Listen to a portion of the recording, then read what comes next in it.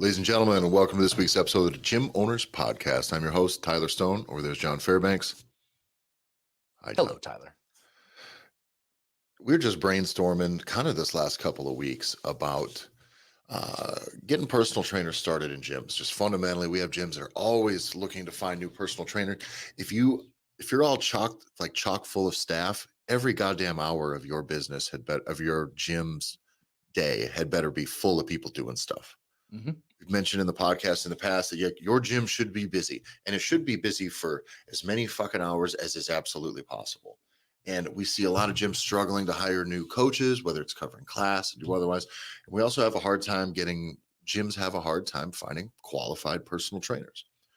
And I think there's big opportunities in this hunt if we do it right. And if we know who maybe we really, really want to get personal training and who we want to develop, because frankly, there are lots of jobs that pay pretty good. And I was just watching a show on some of Stuart Brower's stuff.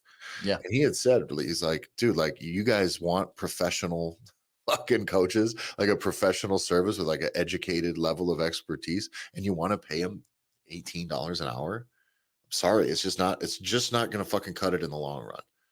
I was arguing with my wife the other day about it. I'm like, the fucking gas station will pay you almost $20 an hour. Yeah. Like, what the fuck? Like, it's got to be something else that it's just not, I don't know. Like, there needs to be more of an allure than just, you're just not going to get people that are worth their salt.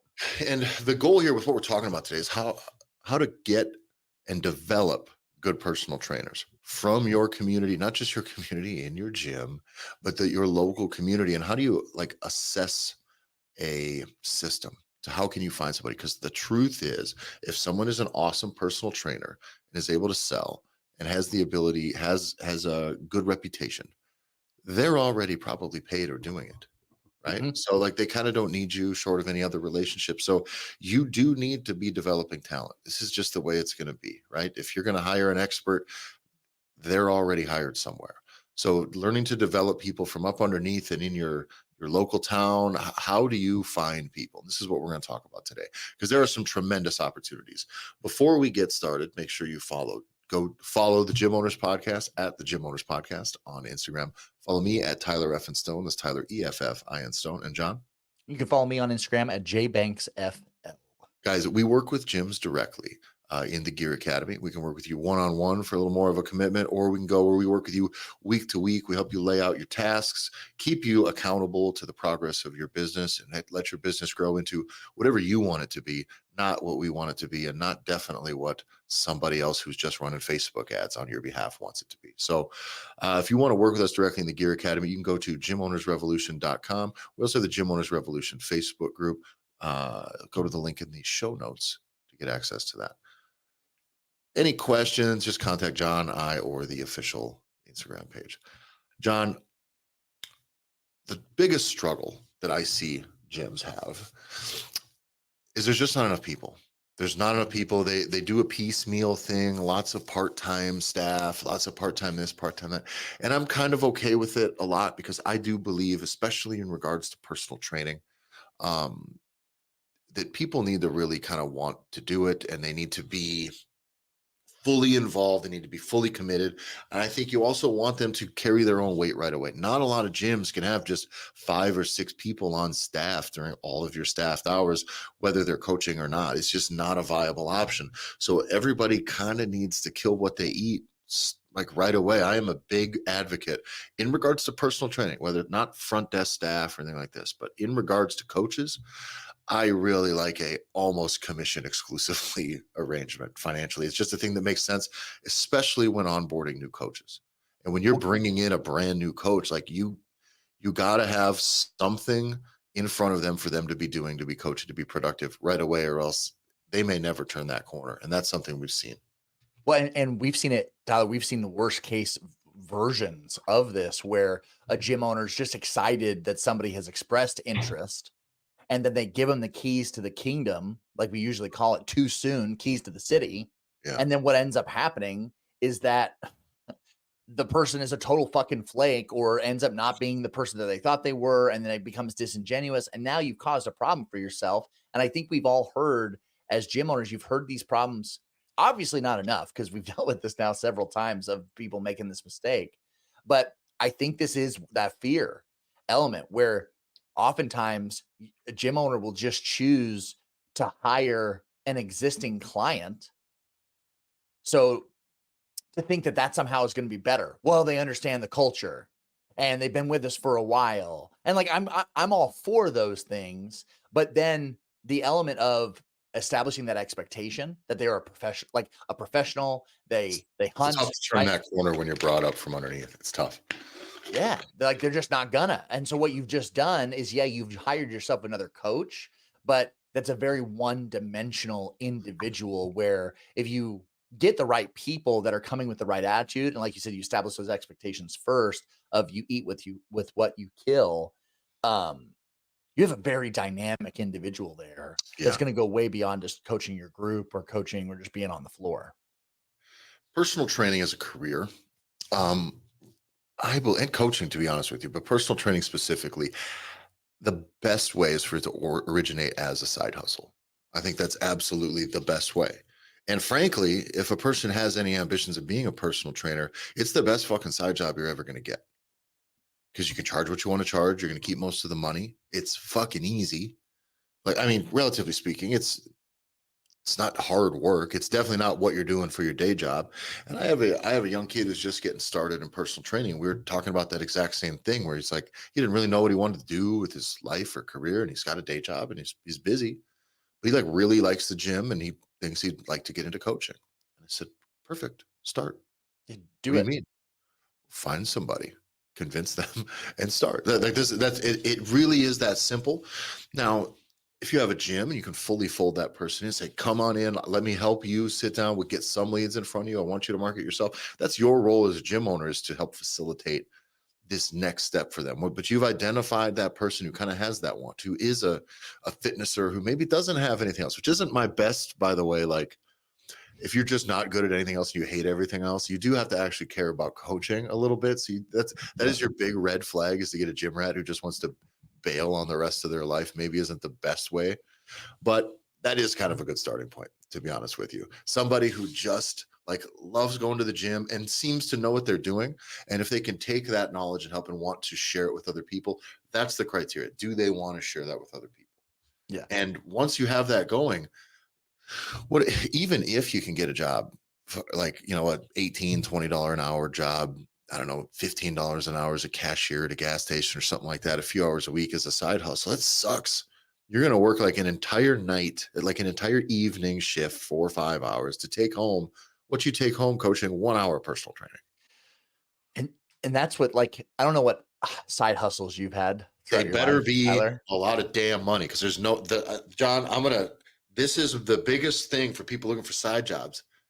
If you're taking a side job that pays you the same or less than your regular job, that's crazy. Because if your regular job asks you to work longer than you already are, they got to at least pay you time and a half. Mhm. Like, this is overtime in your world. It is. And so your side job had better be lucrative, and it had better be a very solid return on your time investment, because it's the least amount of time you have. It's all your leftover time. That leftover time as a human is the most valuable. And I do not like seeing people trade it in for pennies. It sucks. Or just to push back on that almost a little bit, it's like, or you have to be really passionate about it. Like, you Mhm. know what I mean? It like has to be the thing that like it gets you up in the morning and you will clock in and clock out for your day job. But man, the side hustle is like it could be something. I Uh, agree with that. Yeah. but I do believe so. Some of the side, like when I was a teacher and where we were in Florida, it was so prohibitively expensive where we lived that as a teacher, we couldn't pay the bills just teaching. So I would personal train, but because of the schedule, I would only do it like on the weekends on certain, like it wasn't a consistent nightly thing. And because that didn't also pay the bills, I then drove for Uber in the mornings. So I would pick up people, and luckily we were close enough to Tampa International Airport. So I just got a lot of professionals. I realized that if you drive from 9 p.m. to 1 a.m., you dealt with a lot of shit. Yeah. Like a lot of throw up was in Yep. your back seat. But if you drove from 4 a.m. to 7 a.m., you just got professionals needing to go to the airport, people coming and going. So that was a much better gig. But if I was going to compare, right? So like it's the thing when it comes to side gigs is I was not passionate about driving No. professionals to and from the airport. And at the end of the day, it paid me dick. And you're not going to go. I know there's some folks out there that do go professional of being a professional Uber and Lyft driver, but I'm letting you know, on average, you're not going to do that. Yeah. And the one thing I quickly realized is and this was pre you and I getting to know each other and starting to work on different companies and different things. But it's as soon as I started to put the steps together where it's like personal training is a side hustle that could also become a career.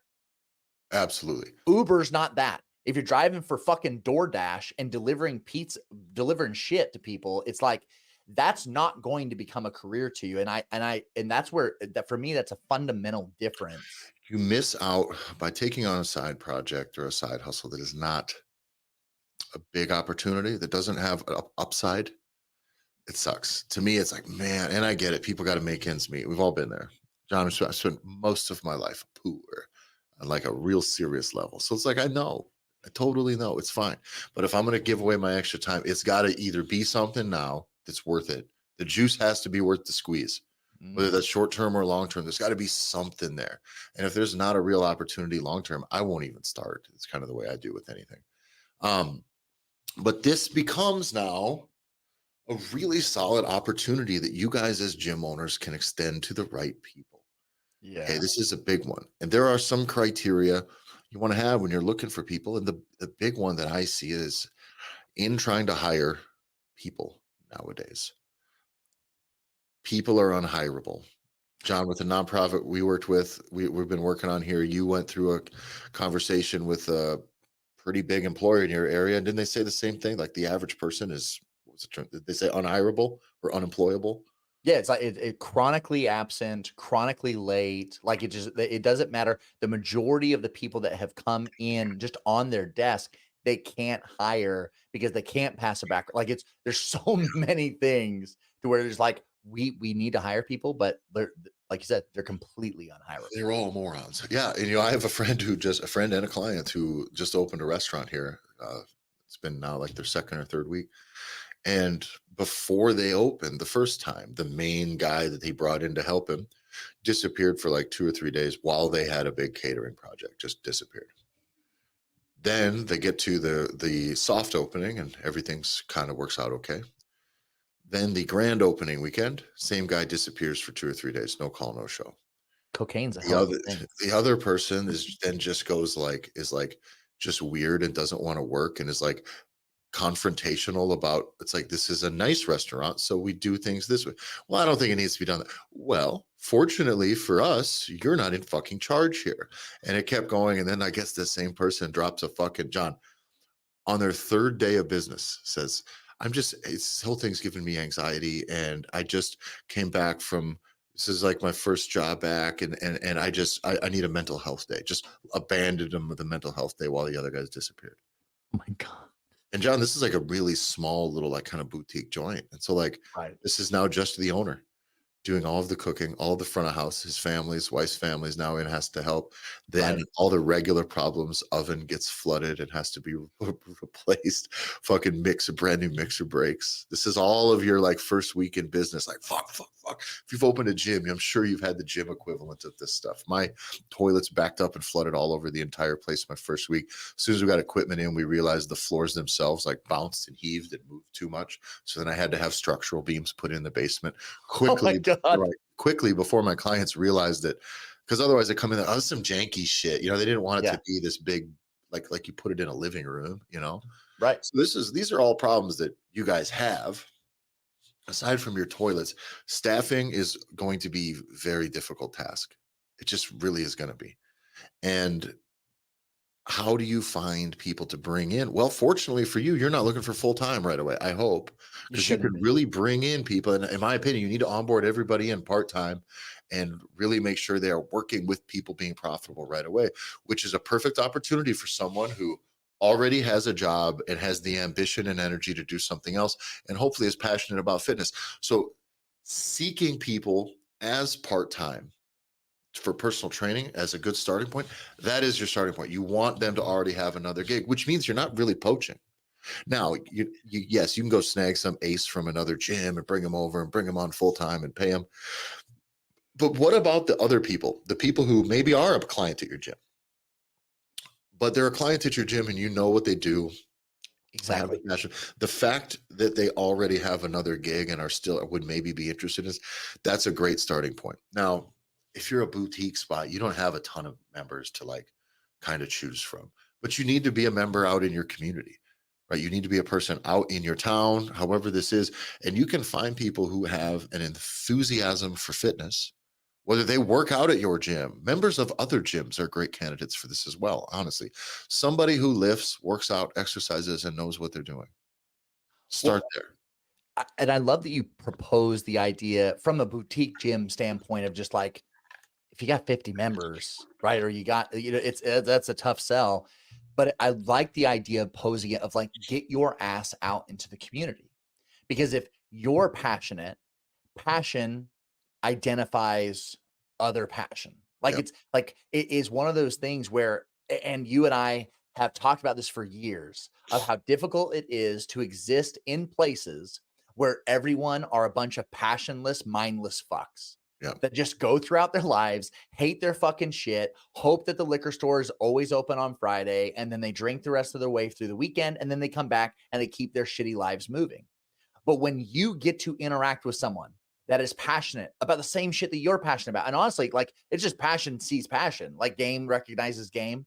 It's one of those things where it's like, oh, and because you're passionate about your stuff, it will attract those people, and those people will be like, hey, like you really into this, and Yep. I'm kind of really, and those connections of just normal human interaction, it's like magic. I mean, I was telling you this other day. I participated in a community event.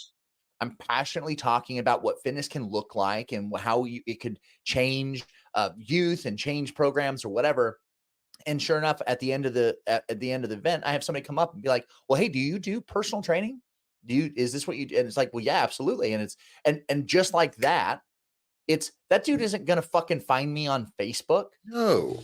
But just like that, because that passion is felt and seen and heard, you immediately make those connections and make no mistake, it works not only for clients, but works for staff as well. Yeah.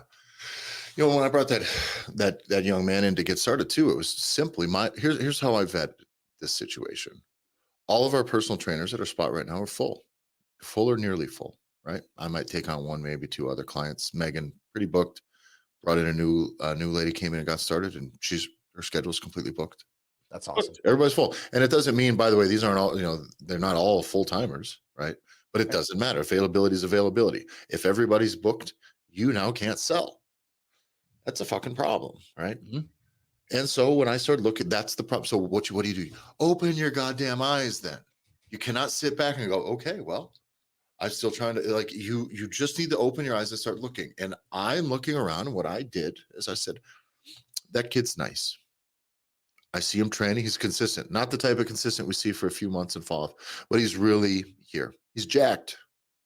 That's a start. It That helps. Let's helps. be real.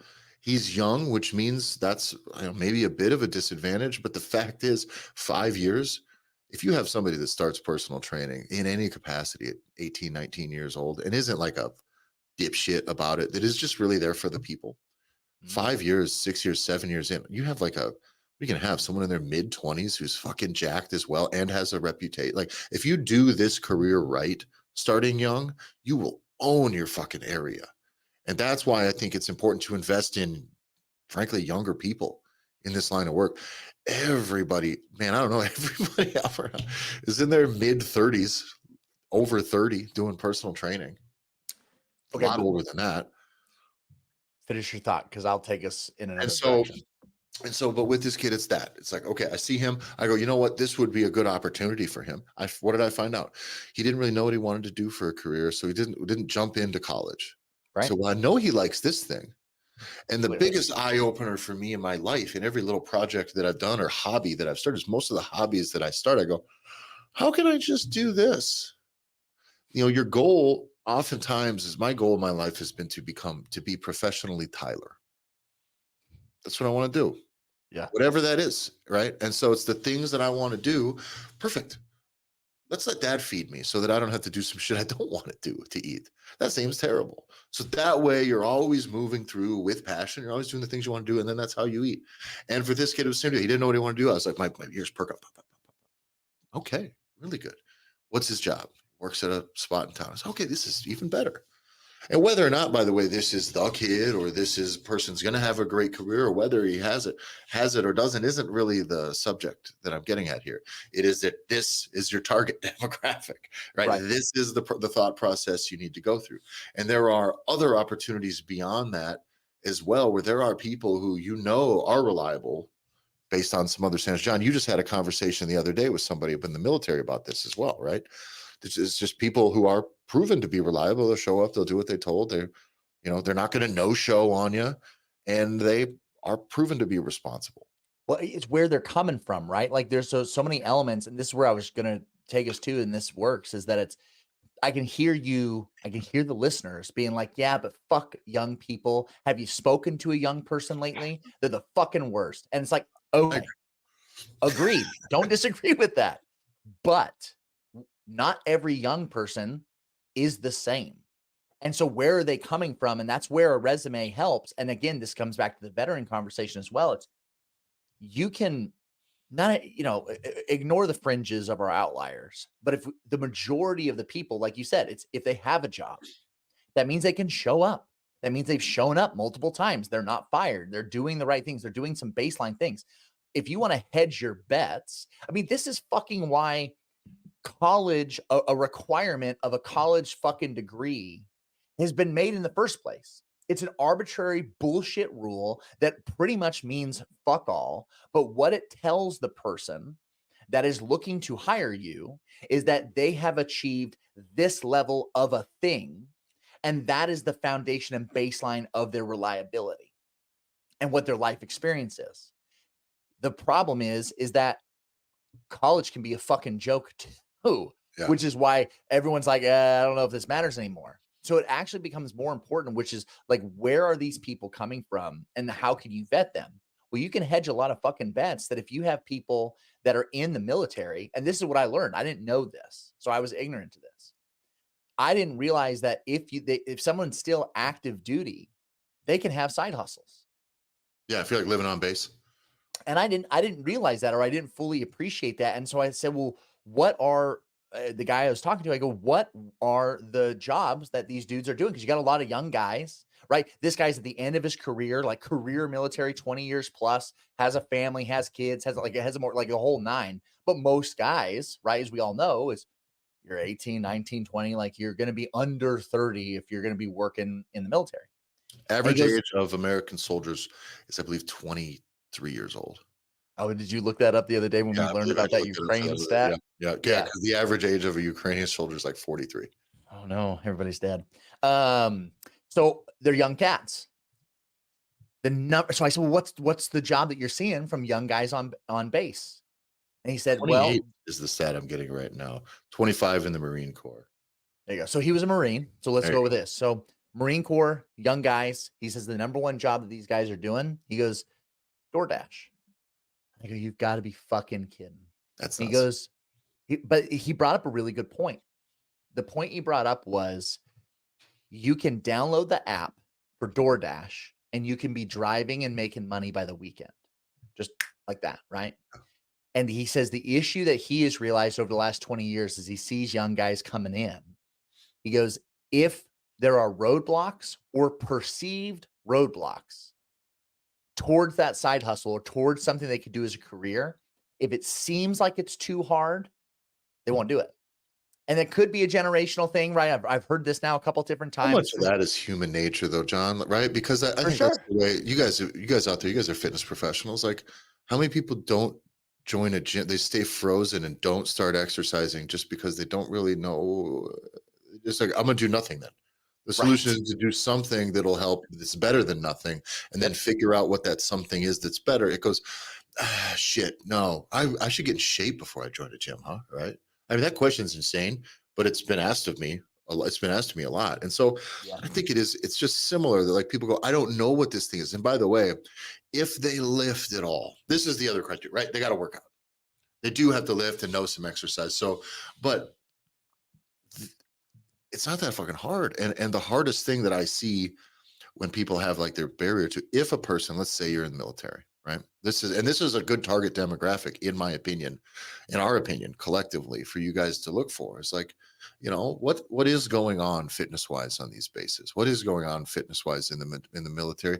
These guys lift. I have training partners down at Massonomics. There's guys down there who work out that are in the full timers, so there are plenty of people there who are enthusiastic about fitness. Now, if they need other work, they can go swing a hammer on the weekends. They can go, do a little electrical jobs here and there, and that's fine. But there are people in that community that are just would be a really perfect fit for you. That I think for the fitness community, John and I, we start looking through opportunities to develop our larger mission, right? Which is we want people using the systems that we use, the concepts that we use, the client success first metric. We want 1 million clients operating underneath kind of our umbrella, our conceptual umbrella here. Right. And I think a big thing is we need more personal trainers, like good personal trainers that are doing that aren't just dogmatic about everything, that are just there to help the people. And in doing that, John and I have identified a huge gap. Is that there's not enough. You guys think there's too many? There's not enough. Not enough good ones. So if you think there's so many in your neighborhood, fine. Get a good one and you'll see. Get a real good one and you'll see, because their schedule is never going to be open. They're always going to be full.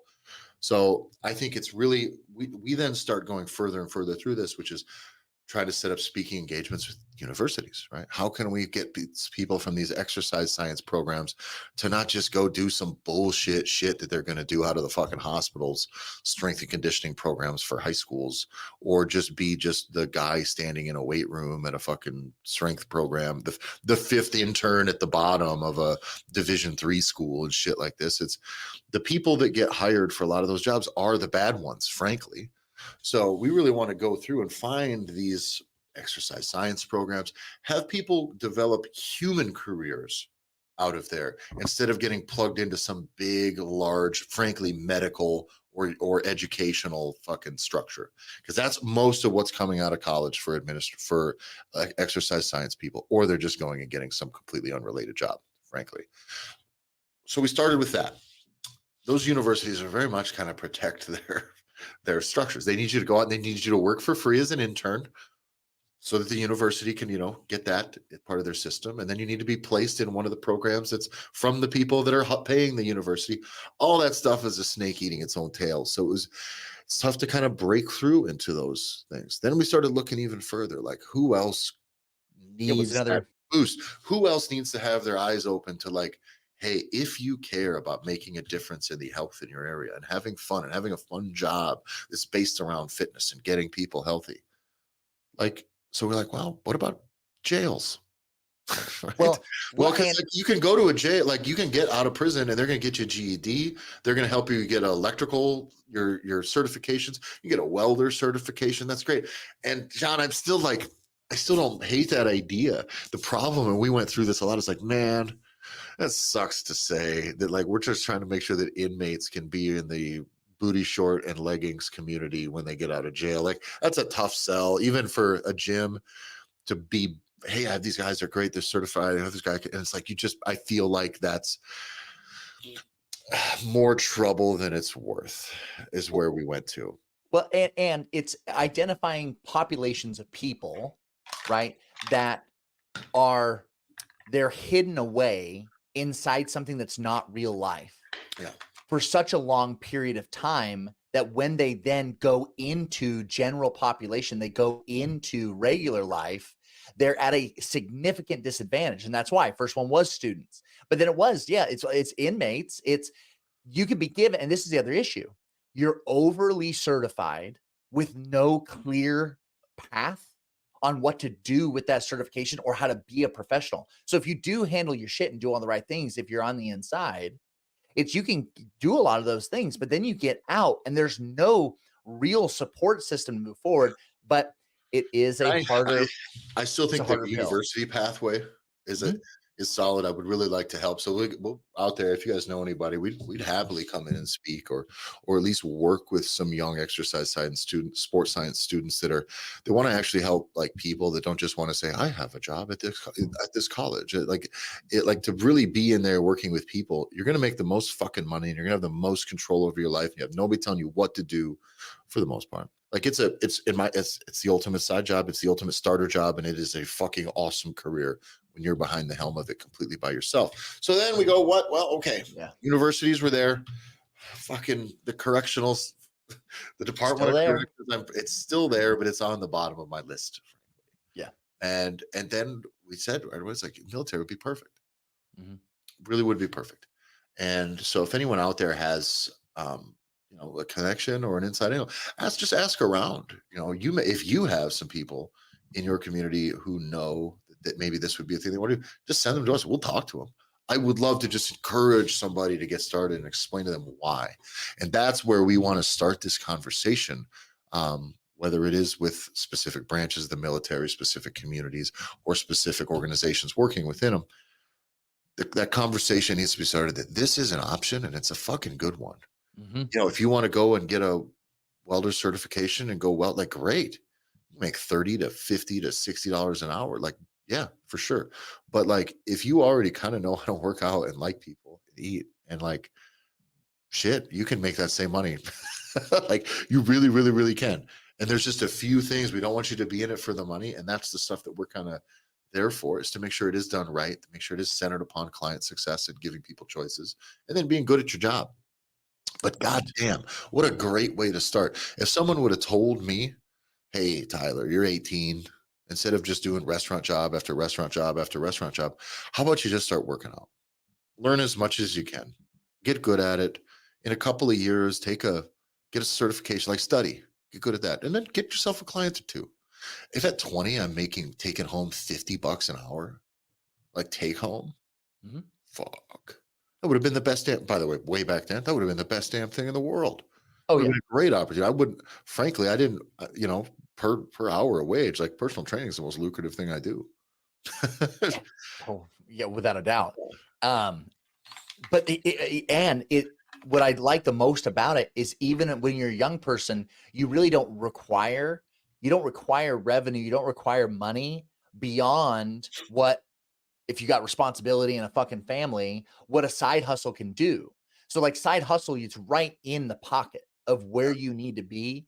And that's why I get the most excited about the veteran piece. And you were the one that kind of said this is one of the directions we need to go, because they have, like, by the circumstance, the government has a laundry list of qualifiers and filters. Yeah. So now what you have are these folks that do have, I mean, could you imagine, because this is not even like young Tyler at 18 getting certified. They'll pay for the certification. Yeah. So like one of the biggest hurdles is that I don't know if I got $500 to $800 just kind of laying around for me to get a certification when there's not a clear plan. And that's the other piece that we've thought a lot about too, which is if you get your NASM certification, right? The NASM, if you go through them, you can get certified. You can be a CPT, you can get your nutrition, you can do lots of things under them. That was my certification. Do you know how much business shit is in there, Tyler? Zero. None. Fuck all. Yeah. And that's the bigger problem, is now you've just got this. It's like having a shiny diploma. It's like having I couldn't imagine going through trade school or going through a program that allowed me to be a heavy machine operator that didn't set me up for success to then have jobs lined up. So when I walked away, I could go use that somewhere. And that's what's happening right now. That is exactly the case. And I think the personal training certifications and the public university systems, right? The exercise science, sports science departments. I think those things are there to feed you out of that system so that you can be a cog in somebody else's machine. And I don't think they like the idea of these young potential coaches and trainers having their eyes open to the fact that you don't have to come out and be a cog in someone else's machine. You come out and build your own machine. You are the fucking machine. Okay. Let's go. Like you can really do it. You can keep the money coming and going. You can negotiate your own arrangements with the places that you train at that are good for everybody. You can come out and do business right away, fucking right away. Right. And they, I don't think it's malicious. I really just think it's like, it's just the flow of fucking the way that people go when they come out of those things. But it's just, I'm not seeing a ton of people come out and actually ambitiously start working with people. Like truly, like be ambitious, market themselves, sell themselves, start working with their clients, share their client success. Your first target should be, can I get 10 people? And can I get those 10 people to really be successful? From that, you'll be able to leverage those 10 people. If you really do right by 10 people, this is a reality. Yep. You really do right by 10 people, you're fucking good for the nearly the rest of your life unless you start fucking up. Like you will always have leads, you will always have new potential clients, and those people are going to give you. They want you to work with their kids, they want you to work with their parents, they want to like. If you do right by 10 separate people, you're not going to have to work that hard to find new work again. It's fun, and the money's fucking good. If you really do right by them, you're going to start charging more, right? Because Mhm. if the likelihood of success is higher, the value is higher. And so you build a reputation starting there. That should be the first target. Not, I sure hope my college sticks me in the weight room and fucking, and yeah. Or So you waste a bunch of fucking time at Planet Fitness. yeah, Like even that's worse. because I think that's reality, right? Most dudes are gonna get done, and then it's like, well, I want to be a personal trainer. So what are you gonna go do? You're gonna go work at the fucking Y for $15 an hour. Yeah. Like it just Wise anytime. There's places that pay just absolute dog shit. And then they wonder why they don't have professional trainers and none of their trainers have a decent reputation and that most of their business is based on stapling people down to long-term contracts while they default on them. And yeah, that's the nature of the industry that we're in. It's either that or frankly the medical apparatus. And it's weird that the medical apparatus, the hospitals specifically, are starting to like fuck it, that is now a part of this system. See, yeah, it's very frustrating. So this is an easy opportunity for you as a gym owner. This is a good targets for you to get out there and start asking around. Feel that around. And John and I are going to do our due diligence here.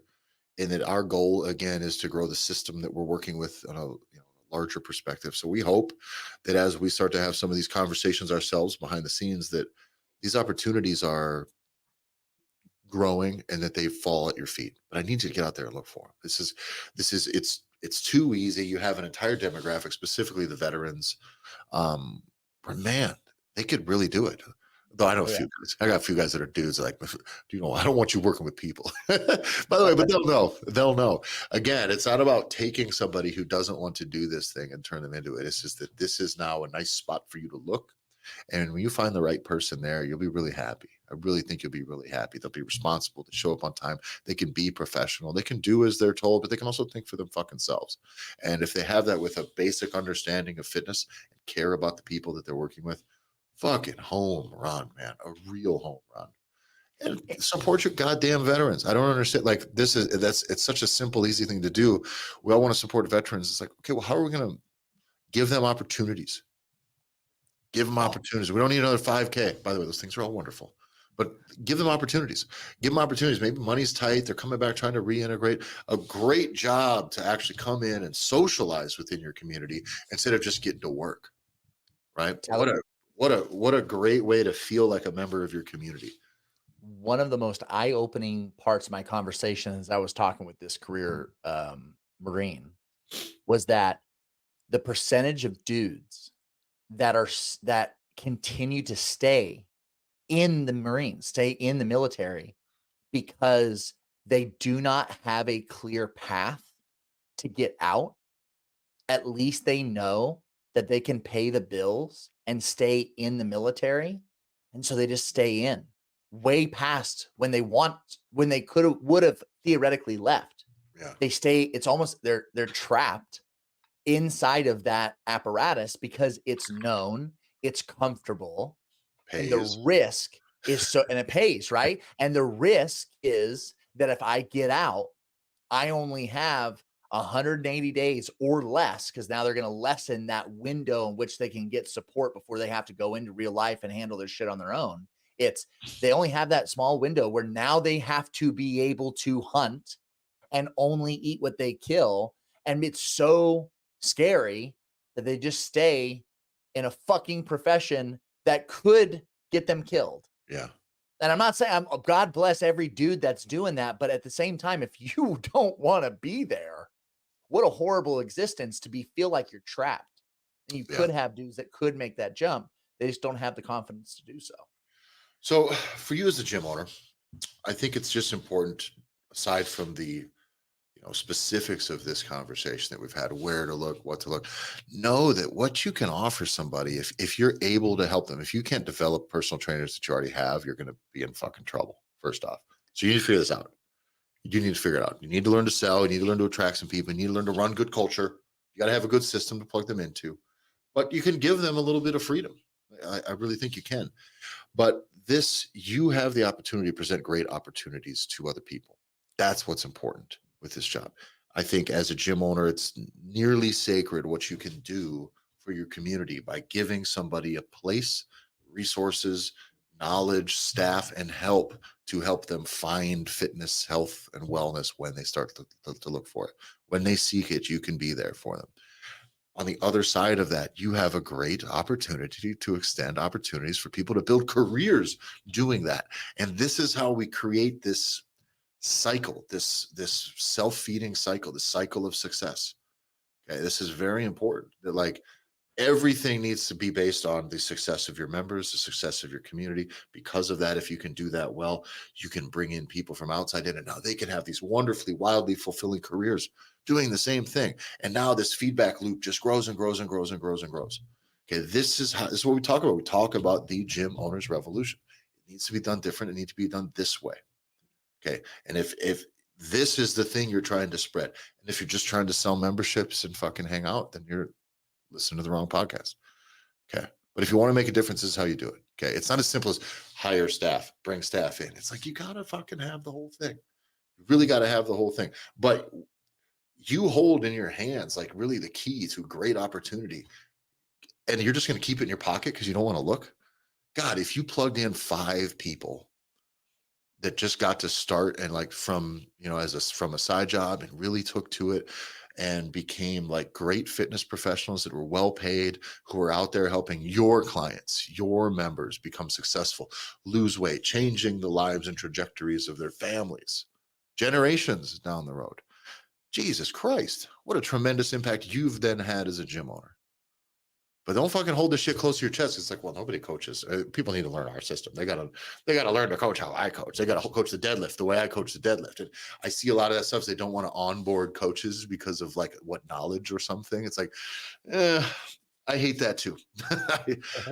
Or you're making the mistake where all you are doing by onboarding them and your development of them is just what I call the X's and O's. Yes. You're just going over how they are as a coach. And it's like, you're fucking yourself as the gym owner. And if you don't know, you don't know. And this is what we do. So these are the things that we identify that I can't tell you how often as a listener for you all that it's when we're working with gym owners, we're very much usually working on where your personal trainer's at. How are you holding them accountable? Like there's this level of accountability and support that if you don't have the time or the knowledge or the know-how, you don't even know where to start. That may be why it's a part of your business that you just don't look at. Yeah. As I'm not looking at what's in my pocket because I don't know what to do with it. So I'm just going to pretend like it's not a problem. And it is why your coaches are dependent upon you. Your personal trainers are just hoping that you can feed them more clients and they don't know what to do. And they don't have they're not go-getters. They don't just initiate conversations. They can't sell. They can't do so many of these pieces. That's so much of our time is dedicated to that. And it really can be isolated to just that thing, which is if you know you don't know, then fucking be a man about it and get help because it's not going away just because you choose not to look at it. Yeah. All right, guys, get out there. Give somebody a goddamn job. Give somebody an opportunity. Get out there and find some time. That's your homework. Let's give you some homework. Identify some pathways. This doesn't mean extend the key to them. It doesn't mean offer these people, but find some pathways. There are a few people in your gym like, who would I ask if they wanted to, do a cut on personal training? They'd like to start. I could give them some clients who out in your community, when you go out and about, you can't spot, by the way, if you can't spot someone who works out, then they ain't your guy. That's the other one. You get out and about, you better be able to recognize right away. Oh, that person is fit. Start there. depending on your community, there's going to be a lot less.